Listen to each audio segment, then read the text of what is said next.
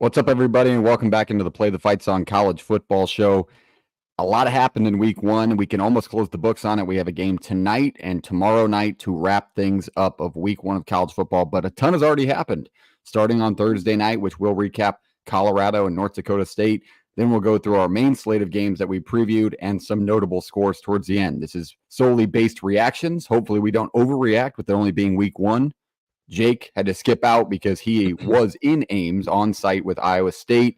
He is on his way back right now, so he will be back for the week two preview. But gentlemen, how are we doing this morning? JP's back in the studio. We're happy to have him back. JP, college football week one, almost in the books. Someone say from the general slate. I have two things here. Some would say Jake's still a college bar guy. I'm not saying it. Some are saying it. Some guys are saying it. Some people. The conversation's happening. It's happening blends somewhere in this world. And then I just want to preface by saying we are not here to break down film and do this. We are reacting to what we saw and how we think it plays out throughout the country, whatever. So I'm not going to sit here and be like, well, there wasn't really the push on the left side of the offensive line. Just the couple scheme things weren't, that's not us. That's not what we're doing. We're not trying to do. This is more fan perspective from the outside world, just the whole country.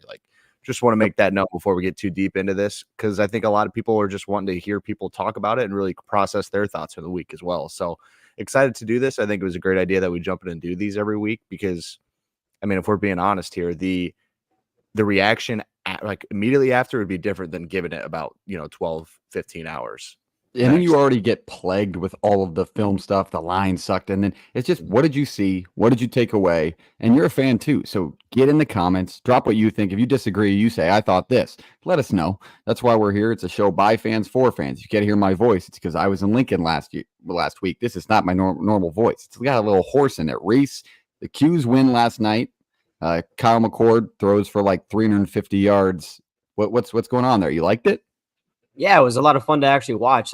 You learn from last year's mistakes with Jacob, kind of talking trash on the MAC in Ohio. Didn't do that this year. And, Kyle McCord came to play for 4 touchdowns. It's a lot of fun. It's also cool just to see all the different names that guys don't know from that program too. Everybody's getting touches. So it was just a lot of fun to watch. Yeah, they got, it was close for a while. I was looking at that score and I was like, start of the second half, they came out and absolutely ran it down our throats. I think they're back at 200 yards rushing. We could not figure that out. Hey, week one for everybody. We only just get better and develop from here. So that's why we're going to try not to overreact to some of these scores. But let's just go into it. Let's start it up with Thursday night. Let's go Colorado, North Dakota State. Obviously, people were all tuned into this game. You got to. Colorado rolls out in new uniforms. North Dakota State, if you're a non-casual college football fan, you kind of know what that program's about. They went through some recent changes, so you kind of were wondering what North Dakota State team we were going to see. JP, what was your initial reaction and takeaway from this game? I think going into this game, a lot of us were kind of talking that line's at 9? I think it closed at 9.5. And I kind of thought Colorado would win this by double digits. It wasn't because I didn't think, North Dakota State was that good. I just thought their weapons were way too good. And it proved to be that way, by the way. It just took a little more time to get in space and get guys the football. Jimmy Horn's an absolute dog. Travis Hunter made some of the better catches we'd seen in a couple of years. But Shedeur Sanders continues to be a guy in the pocket when he's not taking too much time and really overthinking things. If he can just stand and take a couple hits and put a ball on somebody, it's impressive. The guy was that good. I felt like the whole night. Excuse me.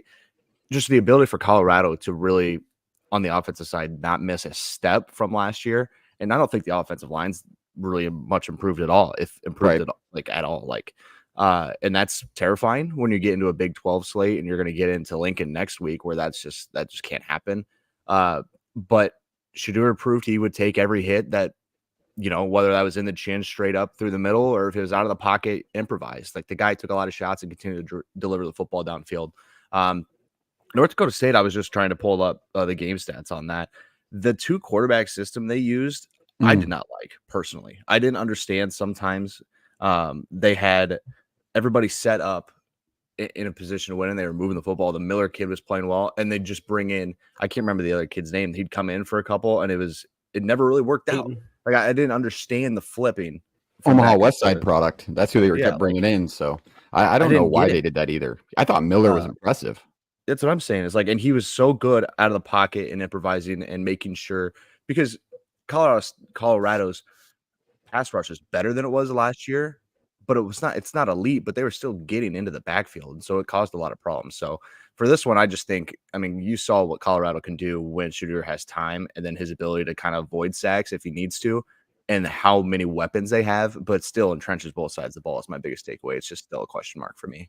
Yeah, you threw that text in the group chat pretty quickly that night of, they're still pretty soft in the trenches. Not terrible, but they're still just not Improved, there. Like, but like what is improved from last year? Like, what does that mean? Like it could mean exactly like one guy not letting a guy go. Don't give up 56 sacks.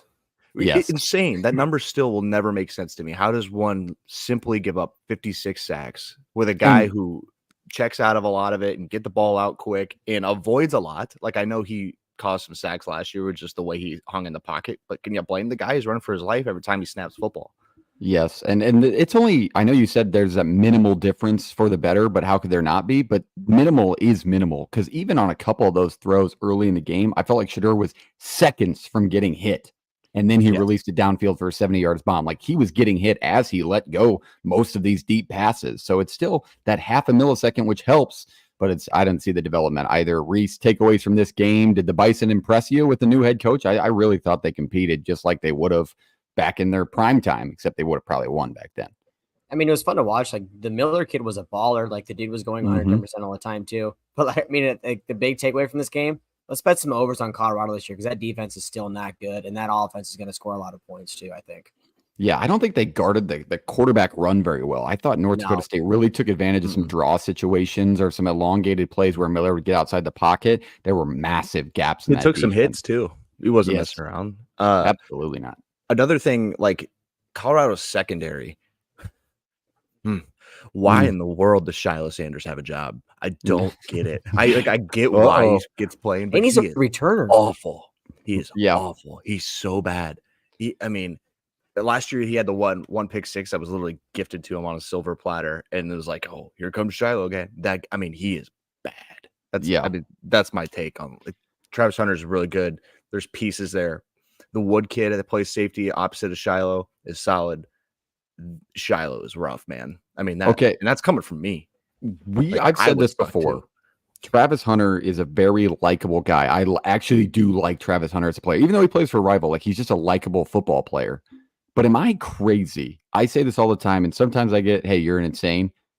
I think he is being done a disservice playing both sides of the ball. Yes, it is madly impressive, but if he focused at wide receiver, he would be the best wide receiver in the country and probably in the Heisman room. I don't think he's a good enough DB to make up for his energy and playing time on the offensive side of the ball. Not that it slows him down all the time, but you cannot say, oh no, he's playing at full speed all the time. You can see him take plays off. To that point, what side of the ball starts to slip for him when he gets tired 6 games down the road? Yes.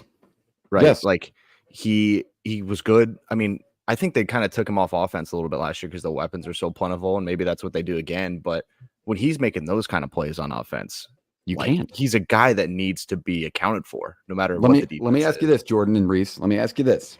I heard a lot of rumblings, and I'm not going to say I wasn't one of them. I just didn't post it out there. Is he the OPI master? Did he get away with some a little bit? I think everybody was week one. Like, Fair enough. Looking at the Penn State West Virginia game, there's a couple. I'm like, there was a bad push off there, and then the Clemson Georgia game had one too. Yeah, I think there was a lot of they're not throwing OPI flags in college football. They just we won for the refs too. Yeah, but he definitely got away with some, but there was one where he was literally assaulted in the end zone and caught the football. I mean, no flag was thrown. It's like that flag should have been out of the ref's pocket the moment they got engaged, because he was just getting mauled and bear clubbed and just ripped across. It's like, guy caught the football still. There's just no flag. But that's kind of how I saw it, I guess. Shedeur Sanders, absolutely a stat line again. 445 yards, 4 touchdowns, only 1 interception that went off of a dude's calf muscle. First, that dude's calf still has to be sore today. I mean, that was the nose of the ball in the middle of your calf. NCAA football is realistic, boys. I don't know what to tell you. Yeah. I mean, that's just how the game goes. The real review here is those uniforms. Blah. Why did we do it? Blah. I don't know. Why did we have to put a white face mask on a black helmet? And why did we have to do the weird geometric mountains? If you're going to do mountains, you got a Wyoming mountain. They're doing the Back to the Future. I don't know what they're doing, but the pants were rough. That's what irked me. These like the shoulder mountains were fine. The pants irked me. I didn't get that. I thought it was kind of ugly. I think that they were meant to look as diamonds. I think it was supposed to be like Oh, diamond I have mountains. no idea. That would be I know what my Diamond guess Mountain looks like, but behind okay. it. But First time hearing of Diamond Mountains. yeah, that would first time hearing a lot of things in college football comes from the University of Colorado. So that would add up. But all right, that's Colorado, North Dakota State. Let's move down to Saturday. Friday didn't really have any games that jumped off the page, but we will mention one or two later. But let's go to UGA Clemson. This one went, I don't know, exactly how we told you it was going to. Me and Jake almost hit the score on the nose. We gave Garrett Riley and the Clemson offense way too much credit. We said 34-13, 34-3. Carson Beck goes for 278 and 2 scores. But it was very slow paced at first, kind of similar to that 2022 opener. Reese, I'll go to you first. What did you take away from this matchup? And Clemson only putting up another 3 points. Well, I think the first half is the first half, but I think Clemson's defense, I think I gave them a little more credit than I was originally thinking, especially in that first half. You still go up 34 points to Georgia, but most of that came in the second half. Like, they had a game plan right away that worked, but it just took them a little bit of time to figure it out. That Georgia offense is just going to be ridiculously hard to stop. But I think you look at it too. We look at what was that Oregon Georgia game a couple of years ago, and it's like if this Clemson team goes on a run, kind of at the end of the year, isn't this going to be in the back of people's minds? Like, should this team really be, like, what seed should we really give them if they go get a second place in the ACC? Should they be a 7 or an 8, or should they go be like the 11 seed? Because like you have this in the back of your head. That's like when they play legit competition like the Georgia. That's going to be hard to overcome, I think. Especially with the hot start of the ACC. Not. I think it means a ton. Not. So, yeah, not. JP, what did you take away from Georgia Clemson? I think my biggest takeaway was the continually beatings that Georgia gives teams week 1. I mean, just doesn't matter what stickers on the side of the helmet. They just whip on people week 1. I took a lot more for this. They confirmed that Georgia's good, like as good as advertised again, less than, thinking Clemson is just rough and has no shot at the ACC. Because I feel like we've seen like last year we saw Clemson really struggle in spots and get beat handily. Granted, it was a different situation on the road at Duke and with some turnovers. But I think, man, they just could not get anything going offensively. The defense was on the field. It felt like the eternity of the entire game.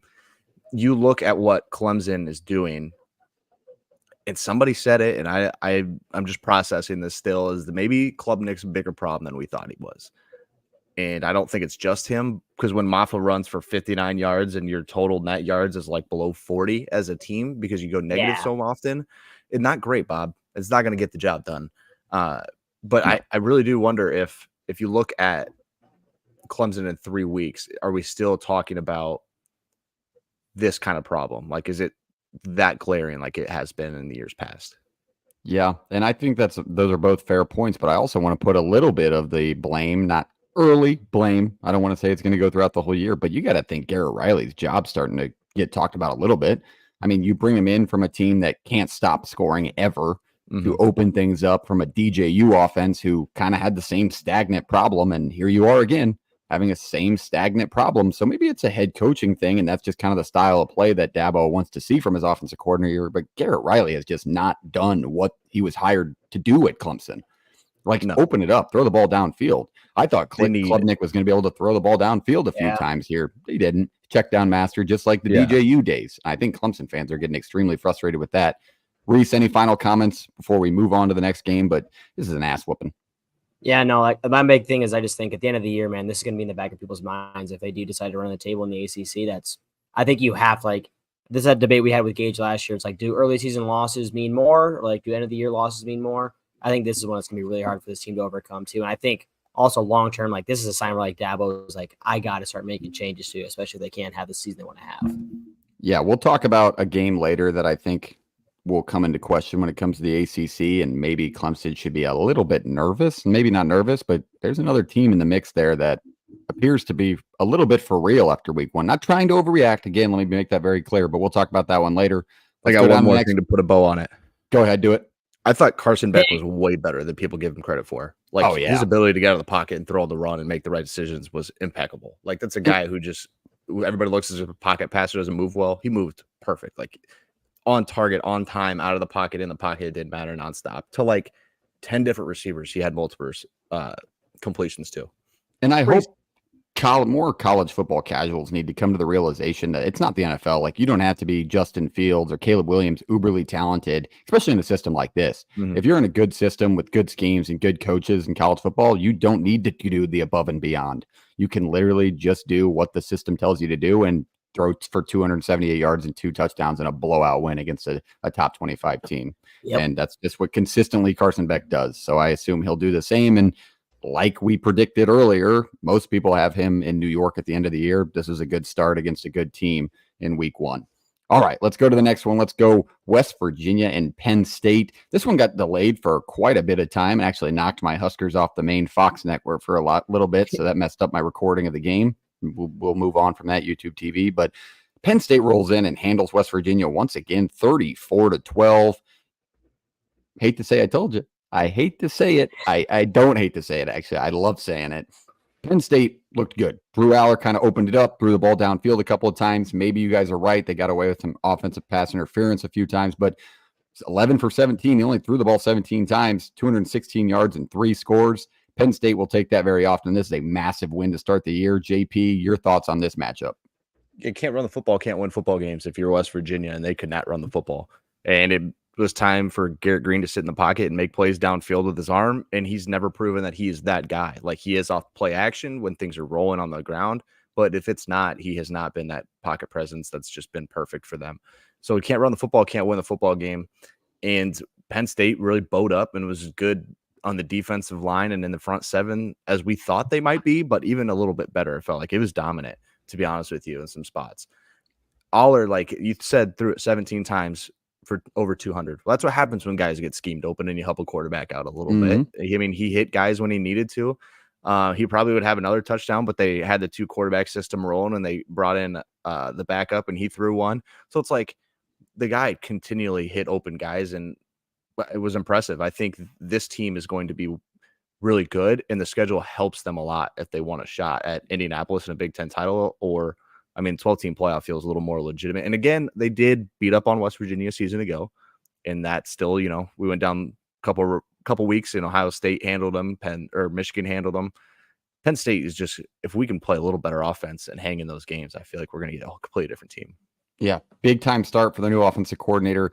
I do want to give a special shout out to the dude in our comments who we posted the preview of this game, and I was talking about how Penn State was going to roll into West Virginia, get a win, and that's how they were going to start the year. He said, and I quote, "Don't come into Morgantown talking like that." What, you don't like to hear the truth?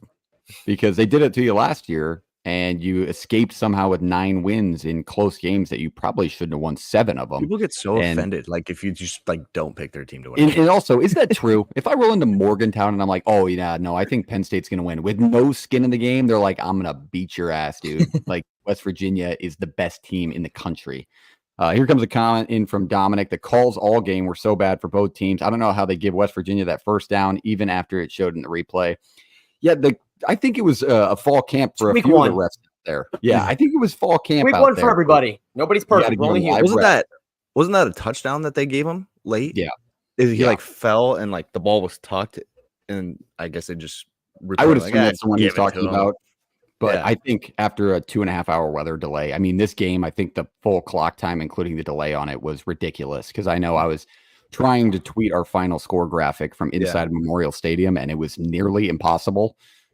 Were you guys more worried about Penn? Let's just say before we found out like how this game turns out, obviously, right when we come back from the weather delay, were you more worried about Penn State continually being able to do what they were doing in the first half and then whatnot, or were you more worried about West Virginia losing that entire atmosphere behind them?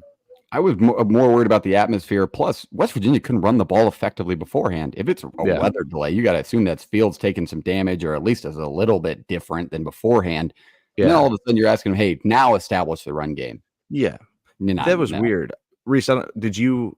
You were traveling a little bit during this one. Yeah, I was literally sitting in the airport trying to watch this game. But I would say, like, if the human perspective of it too is, you have a 2.5-hour weather delay and your team is getting beat the way they are, like, it's going to be hard to get back in there. So like that's the human aspect of it. I think, because if you're playing the football game, you can have as long as everything's working for you, but it's like, how do you get your fans back into it when everything you've done so far just is not working?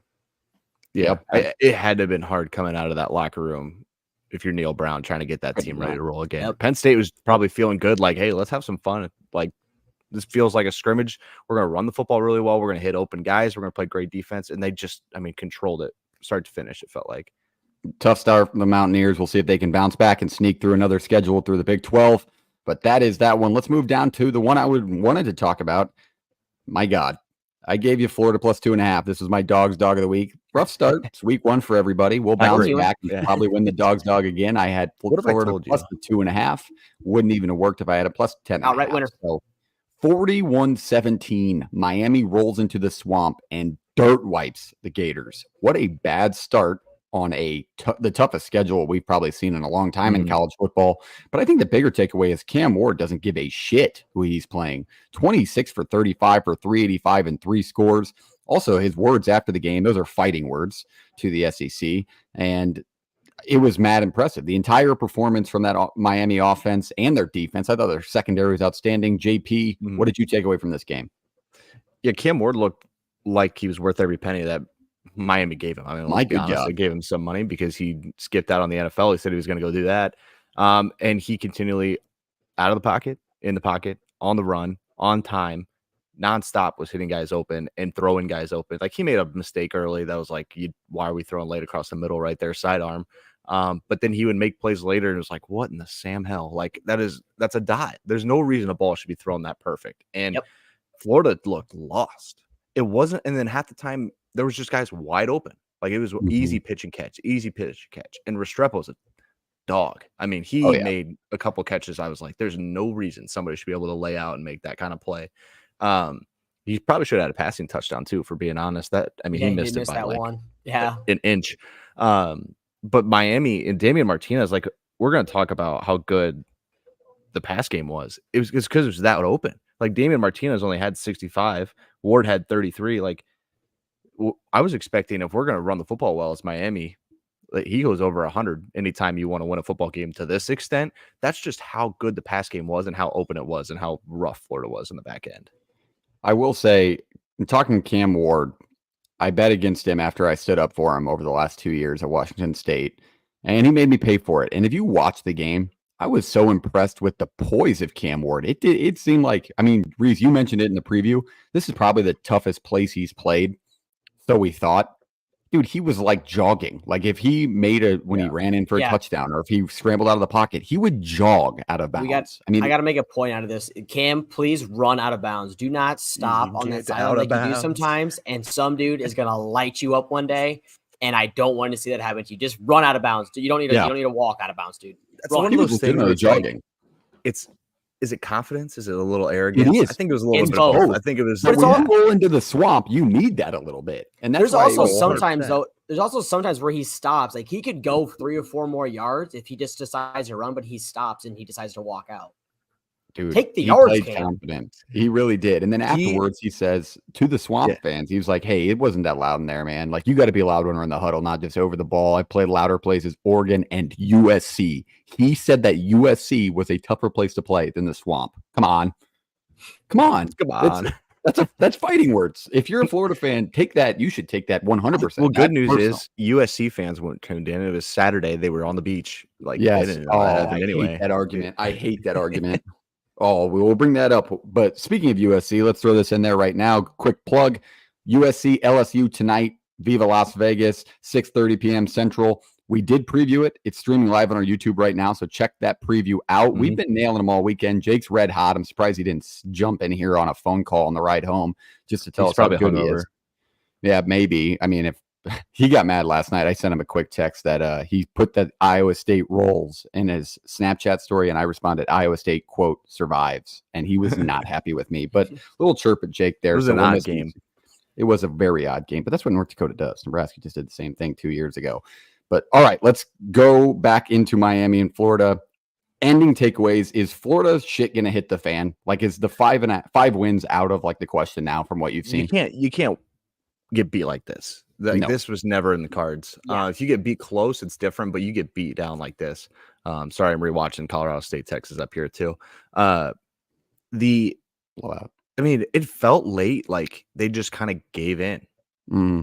Like Graham did. Mertz was not good by any means, but it wasn't like he was the only guy struggling. The offensive line was struggling. The run game was struggling. Outside of the one run by Montrell Johnson, that's the only reason he got over 100 yards. Is he had a 65, 70-yard scamper to even give him a shot to be in this thing. Like, if you're Florida and you're Billy Napier, how do you reset? Because it felt like some guys quit some spots. Like, they really just were like, what the hell? Why is this game still going? Because Miami just wanted to score. I mean, it was nonstop. Like, let's go, score again. Here's a pick. Here's a turnover. Give the ball back. Like, that's a lot to handle. I thought the preparation from Miami was extremely, like, it's probably the best coaching job we've seen from Cristobal, especially in his time at Miami. But like, we've talked about it during the offseason, prove it. But here he is. Jake. He did have a good weekend, but it could all turn around tonight. You could end up 3-2 on the bet board, as a pod, boys. Yes, we are rolling as we expect to, because we do our research here. That's why you listen. Jake's way too high after 1 week. He's week 1 hero. That's what I told him. Week 1 hero. Long season, buddy. Long season. You and Miami, national champions of week 1. I like that. But all right, that is Miami and Florida. Let's move it down the line. Let's talk college game day matchup. Let's talk Notre Dame, Texas A&M. Notre Dame rolls in, comes away with a 23-13 win. Jeremiah Love with a huge touchdown run towards the end. They seal it up with a 4th down stop on a slant pattern, and then a 43-yard field goal, something like that, to knot it down. Riley Leonard win his opener, a good staple win for Marcus Freeman against the 12th man. What did you take away from it, Reese? It was, if you're looking at it, Notre Dame, Riley Leonard, he didn't throw the ball extremely well, but like having his legs was just big for that offense. I mean, he still ran for, I think it was like 60-some yards, and you go along with Jeremiah Love too. They weren't able to do everything they wanted. It was 6-6 at halftime, and until they broke up that run at the end, it wasn't really much excitement going on. But that defense of Notre Dame too, I mean, they schemed it out. I think Wegman threw 2 interceptions. So I think that the defense for Notre Dame, I think, is kind of the best part about them right now. Is what I was trying to think of a more important word right there. But words, yep, there you go. Yeah, words. It's hard to say. It's week 1 for us people. But also too, I mean, Mike Elko, it's tough being year 1 for, with your first year going into A&M to bring in this team week 1. I think it's hard to do that, but it's cool that they bring them. Max wants. There will be no apologies. There will be no apologies. To put that up on the screen while the professional's going through his description of the game is absolute bullshit. Max, let me tell you this. If you think that Notre Dame performance was worthy of an apology for me taking A&M at home in week 1, you're bullshit yourself. I'll promise Max, you that I had the Irish. Don't worry, brother. Guys, I don't think I've won a game on the bet board. I will not apologize for taking home dogs in week 1. I'm sorry. I will take them. Like, I feel like more often than not, I win. Well, Texas A&M was a 3-point favorite, but still, like West Virginia, Florida. Fair. I went down the list. Yeah, and I took the home team. Like, I took Florida too. I would apologize for that. That's a bad pick. I took him as a dog's dog. Like, hey, me and Schaefer battling right now. We're both 3-0. Whoever wins tonight determines 4-0. There's 4 games that have happened, champ.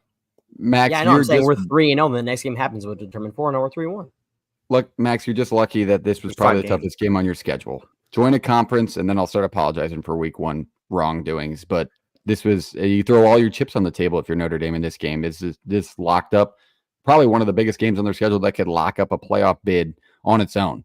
And granted they handled business. Shockingly, they handled business, but I don't think Texas A&M fans, you should be entirely discouraged. Yeah, when's your next scare if you're Notre Dame? Like Louisville, not Florida State? I mean, is that maybe that scary though? That's what I'm saying. They're going to be a favorite in the rest of their schedule. And we knew the schedule wasn't great. Yeah, but this is one they had to have, and they won it. So, I mean, give them credit for what they did. They played the brand that we kind of understood. They weren't going to be some high flying offense. They were going to be one that played good defense. They're going to be one that the defense is very good. Yeah, that kind of just controlled the clock and played the way they wanted to. And Riley Leonard's good. Like, the guy doesn't make mistakes. He's not the one going to turn the ball over 100 times, but he's not going to beat you through the air for over 650, like some guys will. But like, if you're Marcus Freeman and you're looking in the future, how do you keep this team improving with Northern Illinois, Purdue, Miami of Ohio? Like, are we just getting by these weeks now? Or are we really getting better? Because if we're going to win on a national stage, I think with bigger names than A&M, because we don't know what A&M is going to be here in the, like next couple of weeks in the future. How good can Notre Dame be against the elite and the really good? Right. Like, how does Notre Dame stack up against the Penn State? I think that's a fair comparison. We got exactly what we thought we would out of Notre Dame. We got more than we thought we got out of Penn State. Those teams play the same brand of football in some ways. They're both elite in the front seven. They're both good in the secondary. The quarterbacks seem to be better. What a nice little shout out. Yeah, to say there we go. It's Louisville. Say it again for him. Louisville. Nice. Just gets caught up in the throat. Little Adam's apple. Stagnant there. I feel like that would be one of my favorite matchups of the year, and I kind of hope we get it at some point. Obviously, the only time we're going to get it is in 12-team playoff, which is a possibility. If we get a Penn State at, I guess they'd have to be. I'd have to look at how the numbers go again. Well, that would be. It would be Notre Dame's a 5. Yeah. I'm thinking. Like, give me like an 8-9 matchup. Like Notre Dame the 8, Penn State the 9. I'm in. Yeah. I mean, if Notre Dame runs the table, though, which is entirely possible with the schedule, do they sneak in at the 5 seed? Do they get the 6 seed being a Notre Dame undefeated team? I'm going to say this. Depends on who loses the SEC. SEC. Yeah. Okay. No, the way he leaned forward, intriguing. I'm going to say this. There's no shot. If this is the best they get, and like there's just not a high flying offense and they're just really good defense, you can't get them the 5 with that schedule. Fair. Even if they're 12-0. That's not that crazy. That's a why fair can I thing. give Notre Dame fans will be pissed. Max probably let's crying. Just say Texas looked this good. That's how good they are. And they go 12-0, losing the SEC title to Georgia. They are now 12-1. That is my 5 seed, not Notre Dame. That's all I'm saying. I mean, you got to reward teams for playing in a tough conference when Miami of Ohio is your week 4 matchup while other people are starting a conference schedule. I can't penalize a undefeated regular season and a conference title loss. Like if you lose a conference title game, that's got to mean something. Right. I would 1000% agree. And I think most non-casuals would agree too. But Notre Dame, nobody loves Notre Dame more than Notre Dame. I mean, I've talked to Notre Dame fans about like, hey, you do a conference, which is weird. I don't either. I think they're just there because you can't, because you don't build rivalries over the years other than USC. But like not being in a conference is just, it's not killer because you are a big enough brand that people are like, oh yeah, that's Notre Dame. Like they just know. But we'll see where it goes from there. But that is that game. Reese, any final thoughts on this game? I feel like you didn't give you too much time. Sorry, I was cutting everybody off. No, JP's got a lot to say. No, that's really all I got. I think it's interesting to see. We just talk about the schedule too, but I think Notre Dame's in prime position now because they really don't get challenged that much. Because I mean, that Florida State game was a little bit of a luster now too. So I mean, who else do they really have to be? That's their big challenges, I would say. Without too much overreacting, I think you hit the nail on the head there because seeing that Florida State offense now, you're like, oh God. Will they score against Notre Dame? Yeah, like that defense was elite as elite can be that last night in front of the 12th man, which was shocking. Oh yes, another comment just flew in from Keegan. He said that Weigman looked legitimately horrid. That is true, including the vomit he spewed out of his fucking helmet. Which I mean, what, you waterlog yourself? You waterlog yourself there? What's the Weigman scenario? Did not look like the name that we thought preseason. Like he's injured, looked good last year, and he comes in and he did not look the part. Now, granted, both offensive lines are young and experienced and weren't very talented, and they played a great front, but you're at home. You're supposed to have a good run game. You're supposed to have a guy in Elko who can scheme some things open for you, and he missed open ball after open ball. Yes. It just can't happen. Just can't happen. And that defensive, in his defense, in the lightest form, that defensive back room at Notre Dame is like probably top 5 in the country. It is that good. So it's probably not the easiest to throw against. So maybe we see Weigman take a jump forward against some lesser opponents here in the coming weeks. But that is the college game day matchup. Schaefer nailed that one on the head from the start. I really thought the 12th man was going to make more of an impact, and Notre Dame didn't really care. It's a huge staple win, probably one of Marcus Freeman's biggest wins in his time as head coach for sure. But let's move down the line. Let's go to, I believe the only ones we have left is just notable scores. So we're going to open it up. I have a few up here. Let's start on Thursday. I just want to open the discussion and say, no, I'm sorry, Friday. Aiden Childs and Michigan State did not look very good. JP? They let Aiden Childs kind of be himself, though. I mean, I thought that was the one takeaway. Like, they let him run around and just flick things out there and let it be. And he threw some bad picks because of it. But they are not good in the trenches on either side of the ball. And we knew FAU wasn't going to be able to handle them anyway. That's not a team that's ever been good on the offensive or defensive line. But yeah, Michigan State just doesn't look good. Like, if we're being honest, they just don't. It doesn't look like they can handle a Big Ten slate.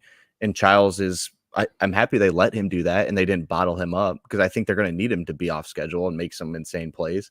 But he's going to make a lot of mistakes too here early. FAU, man. I don't even understand that program's identity anymore, to be honest with you. Like the Tom Herman thing is like, what's second year there, third year there? Third. What is their identity? Like, I feel like that's a program that was kind of on the map for a little while on some things. Like, this is what they did. This is how they operated. I'm really not sure what they're doing down there at this point in time. A team that maybe will put up a fight in a game they might not, but then they're beat up on each other in conference, and then all of a sudden they're in the middle of the mix. And I just think it was more takeaways for me on Michigan State. Like exactly what you said, JP. They were bad on both sides of the line, and that is not something you can do and make it through a Big Ten schedule in any way, shape, or form in a happy manner. That's I don't want to overreact. I keep saying that, but I have to remind myself a few times because we're not media and we're not just basing everything off statistics, but like just the general look of Michigan State was like, God damn, these guys got to play Michigan. These guys got to go and play even a few more newer teams in the Big Ten that are better just overall. Yeah. So I just don't see it this year. And even Jonathan Smith's demeanor after the game was like, hey, a win's a win. If that's the kind of season we're hoping to have in the Big Ten, good luck, Chuck. That's all I got to say. Brees, any thoughts on FAU and Michigan State? No, I really didn't watch much of this one. I did watch a recap. I kind of like what JP said, though. With Charles, you're just kind of letting him go and see what they can do. Because, I mean, if they are going to have any resemblance of a successful season, he has to be the guy. So I know he said, if you bet, take the over, which one, crazy statement as a college football player. No. Two, no. Absolutely not. What if I gave it to you at plus 500? No, I'm all set there, Aiden. Thank you, though. Thank you for the betting advice, 18-year-old freshman quarterback. Thank you. But all right, let's go down to the next one. Another new Big Ten team. Oregon kind of looked pretty weird yesterday. I mean, that game was close all the way up till the end. Dylan Gabriel still shines. He throws for God, what did he throw for? 380 yards. He was 41 for 49 with 2 scores. So the stat line is like, damn, they must have rolled. They did not. Idaho stayed in the game with trick plays. And I'll tell you what, that was a little bit shocking there towards the end because it was a 21-14 game. I'm sorry, a 17-14 game with 8 minutes to go. So JP, I don't want to say it's a bad thought, but just they couldn't finish drives, man. No, super quick. They played really good offense without the results. I don't know. Yes. I really need to look at this back and see what happened and why they moved the ball so well and they just didn't have the points and why the defense looked good, but again, they didn't run away with 16 on third down and 1 for 3 on fourth downs. That's your key. I mean, I think Oregon's good. I think they'll be fine. I think this is just a weird anomaly of the new rule and the clock running the way it does, but I think they'll be fine. I also heard that they were missing some pieces on the offensive line that definitely make a difference. And literally, it was 2 trick plays that Idaho scored on. It was 2 of them. Both touchdowns were trick plays. So you got to give credit to the defense. The defense showed out. Any thoughts on Oregon, or is this just a sneak by game race and then they'll just continue on? It's weird. It's definitely weird. But you win the game, survive and advance. It's early in the year. What you want to go see what Ohio State does, what Oklahoma does in week 1. But at the end of the day, if you're just a fan of this team, you get a win. Now it's all right. Let's get to the next week, I think. Yeah, it's so funny how different the narrative is for the number 3 team in the country versus Colorado, because it's win and a win. It's an FCS opponent. It was still a close game, but you won. Colorado, hey, we just won. That's all that matters. Yeah, it was an FCS school, you dumbass. You should have won. But here we are talking about Oregon. They're like, yeah, they'll still be in the picture at the end of the year. All right, going down to the next one I had on here. Boise State and Georgia Southern got into a little bit of a dogfight, high scoring, 56-45. Ashton Jeanty, what a kickoff to your Heisman campaign. 20 carries, 256 yards, and 6 touchdowns. I know maybe you didn't get a ton of coverage on this game because ESPNU was literally down half the game. So yeah, as I say, I don't understand the broadcast on that one. I feel like we've watched plenty of games at Georgia Southern and the cameras did not look like that. Yeah, no, it was pretty bad and it was just a bad production. I know Boise State fans weren't too happy about it, but they took care of business and now they roll into Eugene after putting up 56. Is this a good win? Or is this kind of oh my God, or how the hell are they going to stop Oregon? What the hell? Yeah, how are they going to stop Oregon? Oh my God. I mean, we knew Jeanty was good, but that's unreal. I mean, you can score 6 touchdowns if they're all within 5 yards of the goal line. I mean, this guy is making play after play, making 6 guys miss on a single play. It was only 20 carries. It was only 20 carries. 14 carries. He was not going into the end zone. he laid in the end zone. I was like, I'm cramping so bad. Like I can't stop running so far and scoring so many times. I'm cramping, guys. Please. Get him I'll some be pickle interested. juice. It makes a lot of noise for that matchup next week. One, can Boise State get a stop against Oregon, or can Oregon keep stopping themselves like they did against Idaho? Is Boise a hot button upset pick next week just because of the results we saw this week? Because if so, I'm taking Oregon on whatever number that is. I was going to say, just go take it. That number's got to still be around 17 to 20, right? I hope. If it's below 14, I'm taking Oregon. There's probably a line out there. Yeah. There might be a line out there, Reese. See if you can check that one down for us. But let me go to the next one. I know, JP, you didn't talk about this one, or you said you haven't gotten a chance to watch it. I didn't have any eyes on it. But Abilene Christian and Texas Tech got into an absolute mess last night that was probably one of the more entertaining dog shit football games I've ever watched. It's like 52-51. Abilene Christian goes for 2 in overtime. Doesn't get it, actually gets sacked, which for Texas Tech's defense, it was like one of the few stops they made that day. Maverick, I'm going to go for it. And if you're a Abilene Christian fan, please don't kill me. But Maverick McElver went for 36 for 51 for 506 yards and 3 touchdowns as Abilene Christian on the road in Jones Stadium. And you throw for 500 yards. Granted, you threw the ball 51 times, but still. Things are weird in Lubbock, man. Weird things. Very weird. Both teams racked up over 530 yards of offense, and 615 of them came from Abilene Christian. 615 total yards on the road against Texas Tech. New uniforms, they can't play defense in them. I don't know if it was distracting them, but holy shit, they couldn't stop Abilene Christian. I mean, these guys were wide open too. This raises the question for me, and why I'm absolutely dripped out in mean green gear today is North Texas put up 52 yesterday, and they play at Texas Tech week 3. Give me the mean green. Chandler Morris will not be able to get stopped. I'm telling you that right now. So early upset pick. Doesn't matter. If you can find the line, take it now. Mean green money line for next week. Boise State, Oregon, 20.5. 20. Come on, baby. Come on. Yeah, that's a fair. I might take it anyway. Yeah, no, you probably should, because they're definitely going to want to make that statement, JP. They're going to want to do that. So that's not a dumb pick at all. But we'll break that one down next week. That's a good line, kind of exactly where we thought it would be. Any other games that maybe not are on the notable scoreboard, but that you wanted to break down or talk about or react to? I know there were a few other that were pretty interesting. Reese. JP, will you now officially apologize for Iowa's offense deciding to just score 34 in the second half? Dude. So I have insider information here. We just had to save it for a team like Illinois State, right? Like why? You gotta save your best for teams that are that good. Like you have to play your best against the best, and that's what happened. It just turned out one way better than the other. And I won't apologize for beating. To be honest with you, like the first half was so weird because it felt like they were just so comfortable with just run it up the middle, even if they had 8 in the box. And Cade looked horrible. He was off the back foot every time. He was flicking things off his wrist. There was open guys 5 yards downfield. He was missing checkdowns. He was missing everything. And then whether he was under pressure or not, he never got sacked. So like, it wasn't like he was just people in his face all the time. He wouldn't step into a throw. He wouldn't even give himself a chance to make a play. And then the second half came along and he was, 5 there, 10 there, 2 there, 3 there. And completing passes, believe it or not, does open up the defense. Like you can now run the football. You can now stretch out the defense vertically and sideline to sideline. And that's what happened. Did he get bailed out on a touchdown? Absolutely. But he also threw a couple that were like, shit, all right. So no, I don't apologize. Damn it, Reese.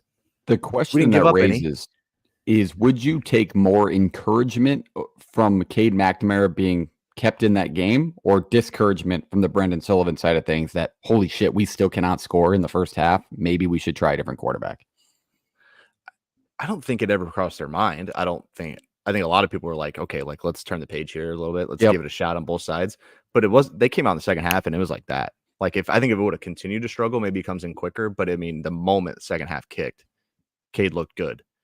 And so I take encouragement out of it, is like he now has some confidence. He's now seen what this offense can do. He now understands how he can operate it and really run it. Going into next week, where like We'll talk, which we talk about the won't Iowa go. State game, Yeah, we would not. We are not going to go too deep No into spoilers. that. We will have a too deep preview: Iowa versus Iowa State for the weird. first time in Play the Fight song history, which I am very excited about. I don't really know how that's going to go. To be Oh, honest it with will you. go great. It's 2 versus It 1. will go very It good. might get contentious because I'm going to get pissed if someone says something stupid. It will be. It will go very good, and Parks, make I'm sure we say excited something for it. stupid. Yes, and that content. Well, that's going to be Jake and JT versus JP. Yeah, Iowa it's me versus versus Iowa 2. State preview. I mean, you could bring on Ricky. Ricky's been a good feature on the Yeah, Iowa bring Rick side of on. things. Yeah, that would be Rick 2-on-2. Even I out don't know if Rick can handle the smoke there. I think he's still. He would get frustrated. recovering. He is a frustrated guy. Shout out Ricky. He did the Proctor video with JP a long time ago on this channel. So, quick reminder before we move on to the next one. Shop No Rivals. Our good friends at No Rivals are dropping new caps per day. There are 3 teams on the way: Mizzou, ECU, and Memphis. That is the first breaking news you've heard of those. You're welcome. And we have those kind of loading up. They will be probably closer to mid to end of September for those to drop. But those are 3 great brands and great teams that No Rivals will add. Shop No Rivals today. Use the code PTFS at checkout. When you check out, and you will receive free shipping. That is too easy, and it's a quality ad. I got my mean green one on right now after a huge win at Mobile last night. But Shop No Rivals, shout out them. They're great partners.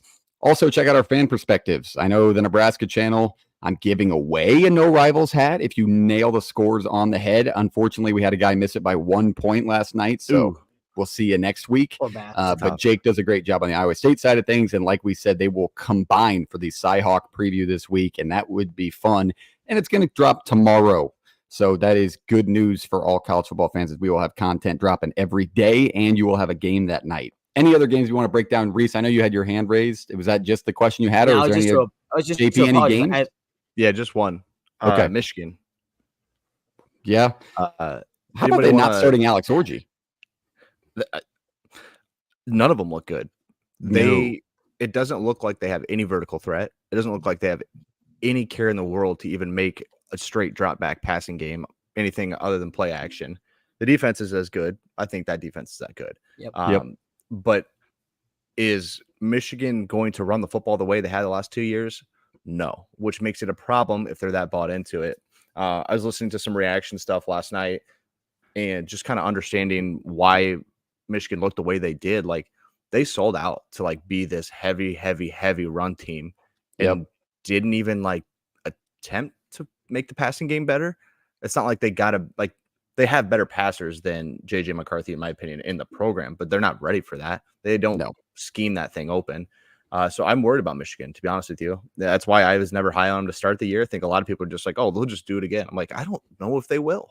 No. And you saw a lot of 8-4 predictions come through, and people are like, what are you talking about? That's the national champion. You can kind of see the amount of roster spots that they lost. They're trying to replace 90% of that production from last year. Roman Wilson on the outside, Corum behind center. You got JJ McCarthy behind center. Like, those are big pieces to replace, and you're doing it with a guy who's now thrown 2 passes in his collegiate career in Alex Orji, and then all of a sudden, day before the game, you're like, actually, it's not going to be Alex Orji. It's going to be this kid you've never heard about. And honestly, I think I took more away from Fresno State. I still think they're a contender.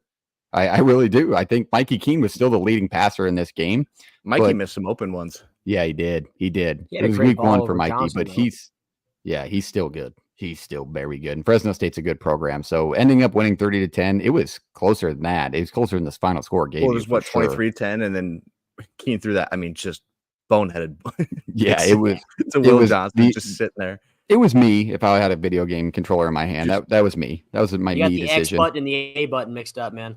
There was like one of those when you can't see the bubble in CFB 25, and you're just thinking, all right, RPO, just get it out in the flat. I have the numbers, and the guy's already running the other way. Yeah, yes. You never saw him. It's like that. Victim of that as well. But good one on that. Michigan, not too impressive, and we'll see how they go through a conference schedule with those guys. I don't think it's going to be a great season for them, which maybe it's football god punishment for that school. So that would be not the worst thing in the world for the sport. Any other games before we wrap things up on our week 1 recap, episode 63 and a half? No. I think this is a good amount of time. Yeah, about an hour. Week 2. Georgia Tech. Yeah, dude. Atlanta looked bought in. I did tweet that out last night. They were loud. They obviously played a lesser opponent, but they're 2-0, and That is going to be a fun one. That's Buzz, a good buzz. mention. I'll be there. Yeah, that Boots on the ooh. ground. Ooh, another booze on the ground. So we will have JP. Are you going to Kinnick next week? My brother's got those tickets. Yeah. Why? Take him away. That's the older brother He thing. dibs them. That doesn't matter, You just Brett. said the other brother I've been at the part. last 2 Cyhawk games. I need a year off. Okay, that's fair. It is a lot of emotional investment. Sorry And I being kind of learned that Jordan. yesterday. I hate running into people and they're like just poking at you a little bit because they know how much and how easy it is to get under my skin. It's a lot to handle. You see that bastard that goes around on TikTok and he's just like wears opposing fans' gear and he just like chirps people. instigate stuff. Yeah, I don't like that kid. This is Charles Barkley. 2 things on that because we're running a little longer than we wanted to. One, how do you like even like a real diehard has to know that guy's trolling? So how do you let that affect you? 2, why do people still react that way when he's not even saying anything rude? He's not even doing anything. He's just standing around. People are like assaulting him. Like it's like when he doesn't say anything, it's a little much, but he does say some stuff that I think after a heated loss against a rival you'd be like, oh, you motherfucker. Yeah, so I don't. There's cameras everywhere. Like, oh, I know he's that guy. I'm not listening to anybody. That is a bad kind of person, though. That is a bad kind of person. That's the guy that comes into your house and cheers against your bets just because he wants to. That's that type of guy, which is the worst type of human. But all right, that is the week 1 recap. We obviously have a game tonight that we talked about, USC and LSU. Check out that preview right now. It is live on the YouTube. Take me over. Yes, we have a lot of content that's been out. We are damn near to 500 subscribers. Drop a like on this video. It helps more than you know. And then we will get clip these out. We got shorts going up daily. We are damn near to 500. I believe we're at 494. Let's get us there. Let's have this be the episode that gets us there. So click the link in our X bio and our Instagram bio, wherever you're at. It has a link to our YouTube somewhere. Get to it. Hit the subscribe button because all of our content drops there. I like that people are on X and like watching us there because it's really good for engagement and things like that. But come over to the YouTube. I feel like our YouTube channel is full of content that you'd love. Yep. And so if you get over there, the comment section is a lot easier to operate. You can subscribe there, get to all our videos immediately. So take a little jump across the pond to the new social medias over there. And thanks for showing up, watching. Hit the subscribe button. Reese, what should they do to this video and all of our videos? Like, comment, subscribe. Go get a friend to hit that button too. Remind JP, what is the code for No Rivals? You about said it yourself. PTFS. PTFS. I got some compliments on the hat last night. You should, because they're absolute fire, great quality, high raise, high brim. I saw my first espresso Iowa hat in the wild last night. Didn't know the guy. Never seen him before. Did you ask him to use the code? No, I rolled down the window and go, that hat's sweet. And he had to look at me like he was like, okay. Cool. Hey, sorry, buddy, I like your hat. I could have gotten that to you, no shipping, but I was down in Texas for the week and I wore my espresso North Texas hat. I got a compliment on it too. Told him to use the code. It's Max Drip. That's what they do. So check out that new collection. The game day collection just dropped. They got more stuff coming. Super cool. So check out our partners at shopnorivals.com. We will see you for the week 2 preview very soon. Check out the YouTube. We have the fan perspectives dropping Monday and Tuesday of this week. We'll get you prepared for Colorado and Nebraska and Iowa State. And then a big game coming up. We'll break down on this week's episode in Syracuse and Georgia Tech. We will see you next time. Reese, why don't you take us away? Go Orange. Play it. Hate week. Go Hawks.